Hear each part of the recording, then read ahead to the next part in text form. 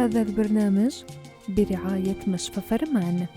مشفى فرمان بكافة الاختصاصات: جراحية، تنظيرية، عظمية، نسائية، داخلية وأطفال. قامشلو، طريق الحسكة.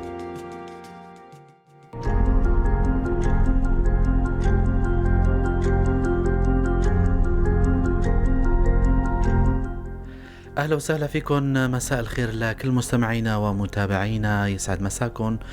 بنتمنى تكونوا بخير وسلامة مع برنامج صحتك بالدنيا. حلقة جديدة رح نكون معكم عماد خلف من وراء الميكروفون. ضيفي بالاستديو الدكتور ماجد فهيم، أخصائي بالأمراض النفسية. نحن وأنتو رح نرحب بالدكتور ولنبدأ حلقتنا. يسعد مساك دكتور. أهلا وسهلا، يسعد مساك.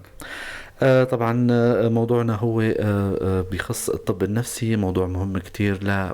يعني نحط شوي نسلط الضوء على هذا المجال التخصصي من الطب. رح يكونوا معي زملائي بالكنترول هيلوزو لورين على المحاور. رح نبلش موضوعنا. بداية دكتور، لنشرح لمستمعينا ومتابعينا يلي خارج البلد حتى، يا ترى شو هو الطب النفسي، أو شو هو هذا مفهوم الطب النفسي؟ الطب النفسي هو فرع من فروع الطب، أو بشكل أدق هو فرع من الطب الداخلية يعني. نعم. يهتم بتشخيص ومعالجة الاضطرابات النفسية. يعني معالجة الاضطرابات، شو الاضطرابات النفسية؟ أي شيء يتعلق بخلل على مستوى إدراك الشخص، على مستوى تفكيره، على مستوى السلوك، على مستوى المشاعر بشكل عام، المشاعر الإنسانية اللي بحس فيها المريض طبعا إذا كان فيها خلل. الطب النفسي طب حديث نسبيا بالنسبة للاختصاصات الثانية. نعم. يعني هو بلش ببداية 1900 القرن بالاختصاصات الثانية، يعني هو أحدث من الاختصاصات تماما. يعتبر طب حديث ولساته عم يتطور يعني. نعم. حتى بمنطقتنا ربما دكتور شوي الاختصاص هذا ما كان متوفر سابقا. طبعا بالنسبة لمنطقتنا هو كتير حديث، بس بشكل عام نحكي انه هو الطب حديث يعني. تمام دكتور. دكتور، شو هي الأسباب أو أسباب الأمراض النفسية بشكل عام؟ نحن هلا موضوعنا عموميات عم نحكي فيها، تمام. لكن في كتير أمراض وتتشعب الأسئلة. اليوم حبينا هيك نحكي شوي عن الطب النفسي. يا ترى شو هو؟ يخلي المستمعين يستفيدوا من هالموضوع هذا. شو هي الأسباب اللي تؤدي للأمراض النفسية؟ هلا بشكل عام أسباب الاضطرابات النفسية نحن نسميها اضطرابات نفسية وليس أمراض نفسية. تماما. السبب غير واضح. تماما. فهي اضطرابات نفسية. أسبابها بشكل عام غير واضح، يعني مرض محدد مثلا سبب الشغلة الفلانية هاي ما فينا نتكلم فيها، بس بشكل عام في نظريات، في عوامل ممكن نحددها بثلاثة. نعم.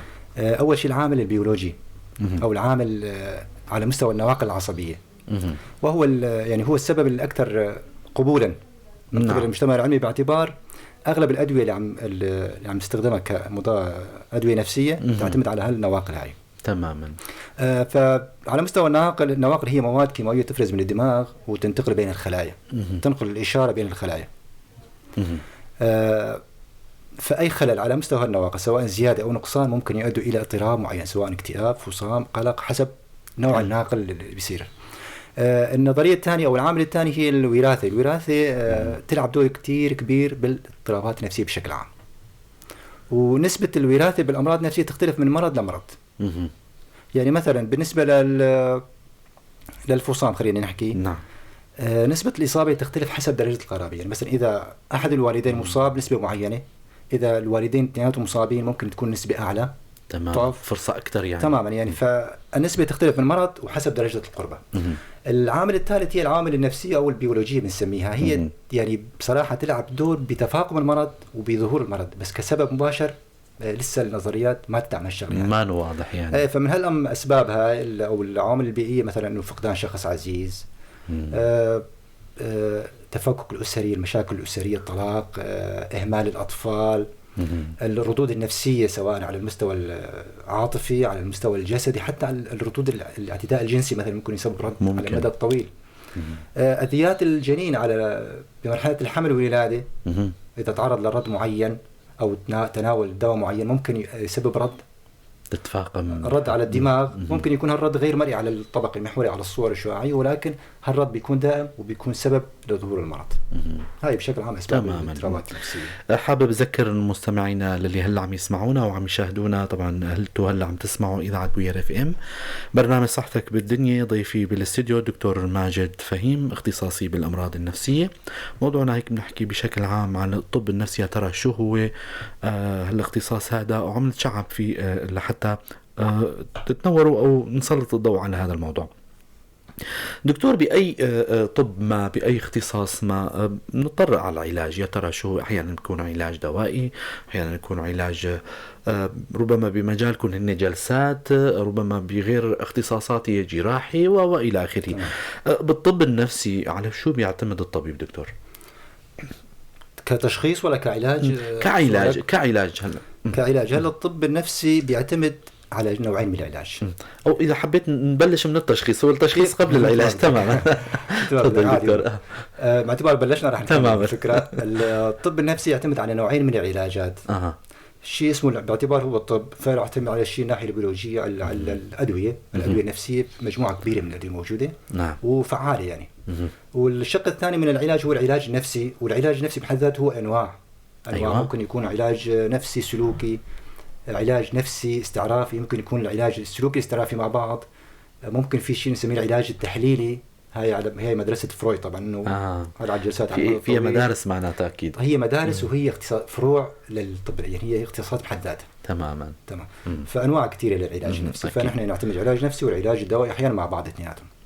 بيصطف مريض ما، او خلينا يعني بعيد عن مصطلح المريض، خلينا ما نسميه مريض، يعني المستفيد، خلينا المستفيد او الشخص اللي دكتور. لا بدنا نرجع خطوه لورا. هلا موضوع العلاج عرفنا انه كيف بيتعالج. يا ترى باي اختصاصات دائما في لهم وسائل تشخيص، سواء كانت وسائل ضمن العياده، سواء كانت وسائل بمراكز معينه بيعتمدوا على شغلات معينه بمجال الطب النفسي.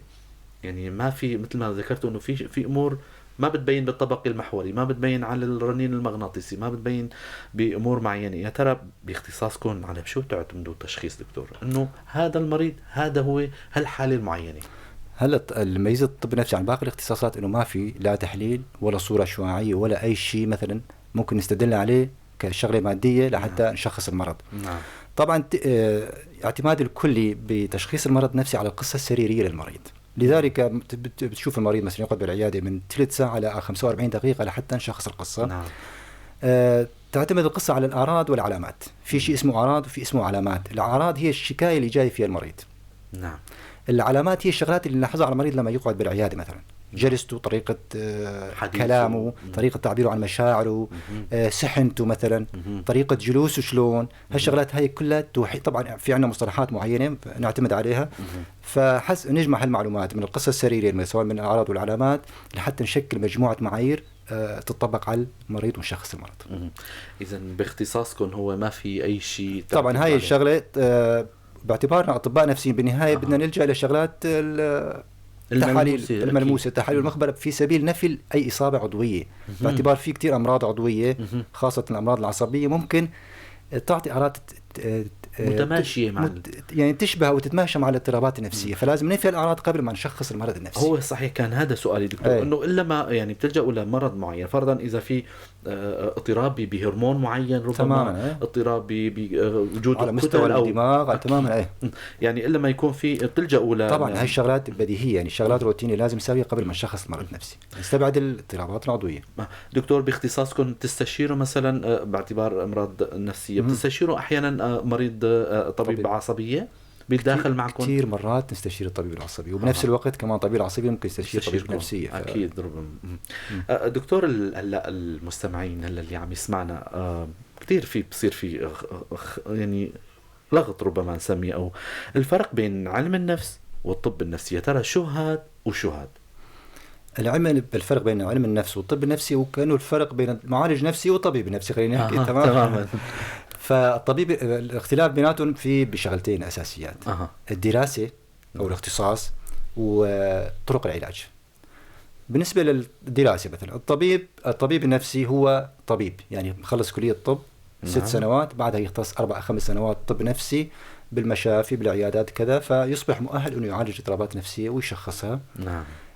بينما المعالج النفسي أو في تسمية ثانية سايكولوجيست نسميها، سايكولوجي الطبيب النفسي اسمه سايكاتريست. هذا الفرق. المعالج النفسي غالبا خريج كلية التربية بيدرس علم نفس أو إرشاد نفسي أو حتى علم اجتماع، إذا مثلا مارس سنتين وأخذ شهادة ممكن يمارس معالج نفسي. هاي على مستوى الدراسة. على مستوى العلاج الطبيب النفسي بيعالج نظرته بشكل عام يعني مختلفة عن المعالج النفسي، هي نظرة باعتبار طبيب، فنظرته رح تكون نوعا ما بيولوجية أكثر، مع أنه ربما تمام متكامل يعني. نظرة طبعا بغض النظر عن القصة المرضية اللي حكى عنها والسوابق العائلية وكذا وكذا، فهو نظرته بيولوجية.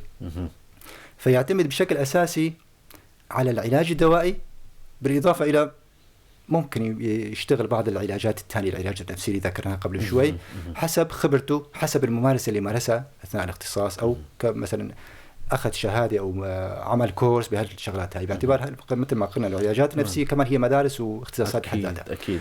بينما المعالج النفسي بيعالج المريض علاج نفسي فقط، باعتبار هو ما بيعرف الفيزيولوجيا المرضية، طبيعة الدواء، تداخلاته، فما يحق له يوصف الدواء باعتبار ما بيعرف شو نتائج الدواء هذا على المريض، على العضوية بشكل عام. فيلجأ إلى العلاج النفسي. وفي عنده شغلات تانية ممكن يقوم فيها، مثلا اختبارات معينة لتقييم شدة المرض، لتشخيص المرض، نسميه اختبارات أو مقاييس نفسية. تماما. هذا الفرق بيناتهم.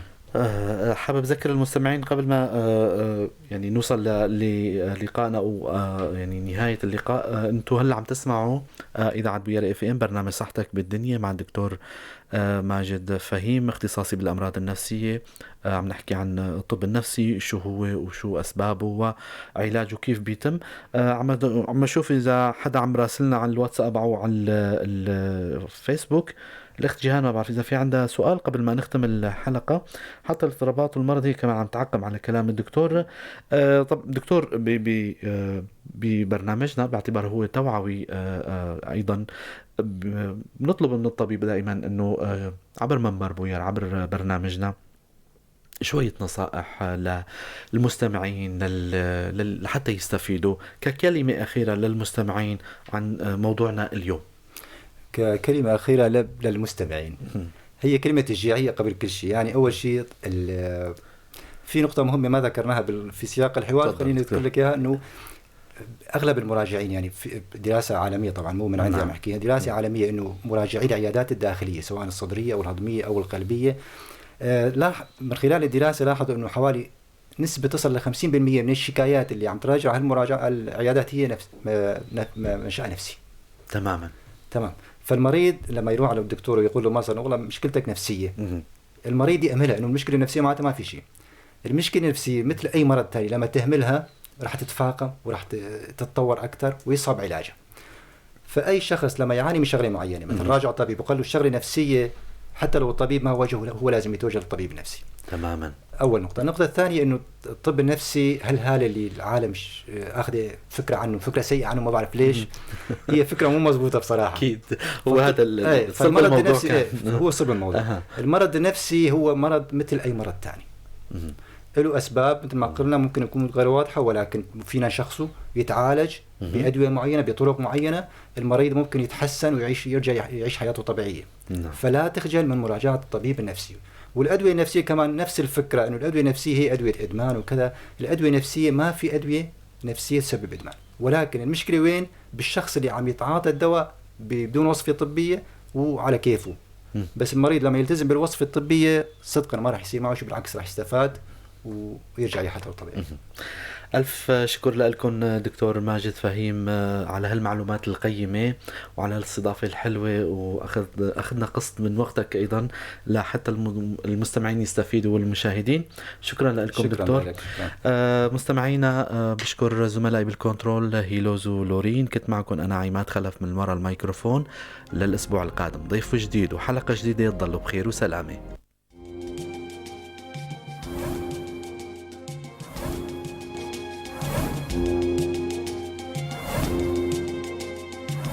هذا البرنامج برعاية مشفى فرمان. مشفى فرمان بكافة الاختصاصات: جراحية، تنظيرية، عظمية، نسائية، داخلية وأطفال. قامشلو طريق الحسكة.